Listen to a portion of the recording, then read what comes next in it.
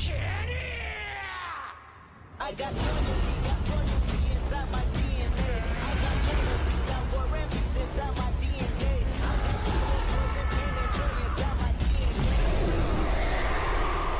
死んだ天性 I was born in this is wild.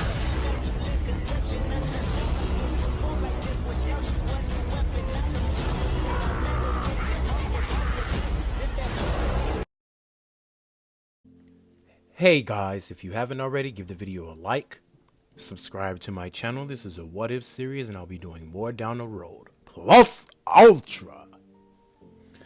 Hey guys, and welcome back to What If Deku was Satoru Gojo's reincarnation. Now it's been 2 weeks since we touched upon this topic. Sorry about that. Yeah, I got sidetracked with a little bit of other stuff that I'm doing. See, I post on different accounts, so yeah. Anyway, so we're gonna pick up where we left off.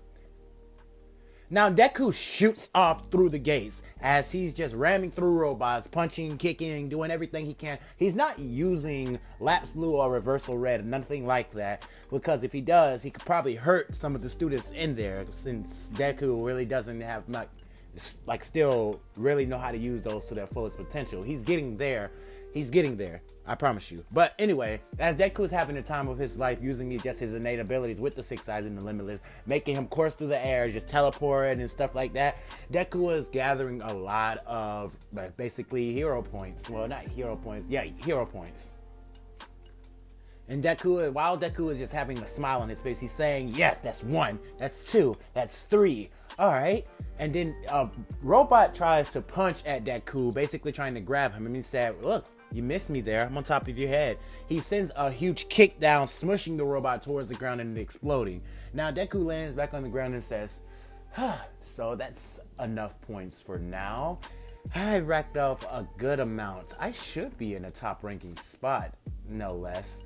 Now with that, Deku sees this giant ass robot just coming up out the ground, and he notices that a girl is trapped up under rubble. Now Deku looks at her and he tells her, so how did you get trapped up under rubble? You know, that's quite pathetic if I say so. Raka would have a very tick on her forehead, and she would look at Deku and she would say, she wouldn't know what to say, but Deku would say, don't worry about it, I'll get you out of here. So he lifts up the rock and he picks up Uraka and throws her over his shoulder, and then he rushes back to where everyone else is at. Now, during this, Deku really doesn't need to fight the zero-pointer robot. He's just trying to get the girl out of safety. He doesn't even see the thing as a challenge. Deku looks back at the robot and says, if I wanted to, I could blow that whole thing to smithereens. I'm pretty sure my mom could too. So I'm not gonna brag or nothing like that, even though I so desperately want to. So as everything wraps up with the UA entrance exam, everything goes out normal, and Deku and his mother is out training. Now, one day, 2 weeks later, Deku gets a letter saying that he is accepted to the UA High School, and he goes there the next day. So Deku pauses outside of the classroom, and he just uses his senses, and he notices that it's 2 people in here that he's not very fond of, but he thinks he can grow on to them. So Deku enters the classroom, and Deku basically is greeted by a lot of people. They all asking him questions like, why is he wearing a blindfold? And his hair, it's just a bunch of questions. And Uraka comes up and thanks Deku and stuff like that. And Ida comes up and introduces himself.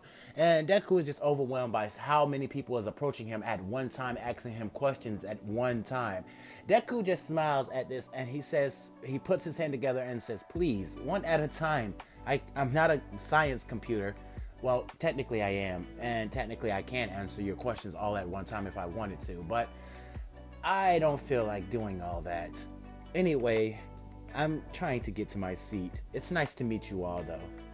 Deku goes to a seat and sits down, but Bakugo gets right up in his face, and this is where Deku says, do you have something to say, Kachan? And the both of them would be staring at each other, and Bakugo would have sparks lighting around his hand, and Deku would just crack his knuckles because he felt like it's a fight finna get ready to happen, until Aizawa comes up in the classroom, and he tells them to basically settle down. So he gets out of his sleeping bag and he hands them a bunch of uniforms and tells his class to meet him outside. Which Uraka raises her hand and said, don't we have to go to orientation today? Now, this is where Aizawa would look at her and say, it's my class, my rules. I decide what I want to do with you. and I want to see if you have potential to even be a part of UA High School. You don't need to waste your time with some useless orientation that's not going to do anything for you to become a hero. Now, put those on and meet me at the training field.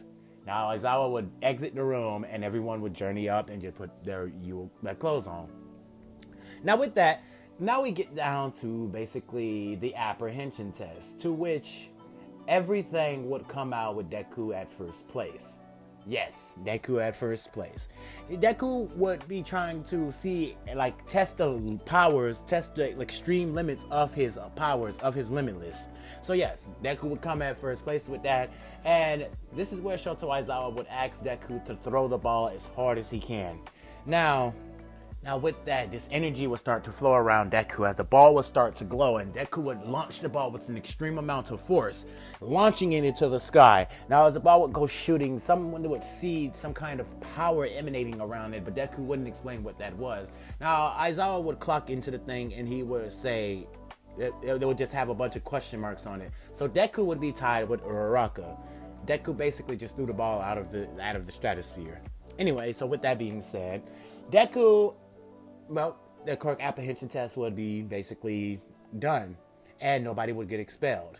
Even with the students basically doing their best, and Shoto Aizawa scaring them about somebody being expelled.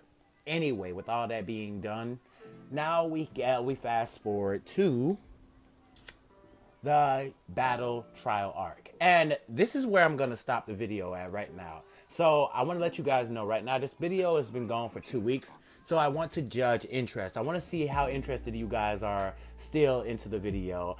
And for this video right here, let me see if I get like 40 likes or like, say for example, 30 likes. Either way, one of those two. It has to be somewhere in between like 30 or 40 likes. I'll continue this series and the next video will be longer than usual. Anyway, this is just to gauge interest to see if you guys are still interested in this series.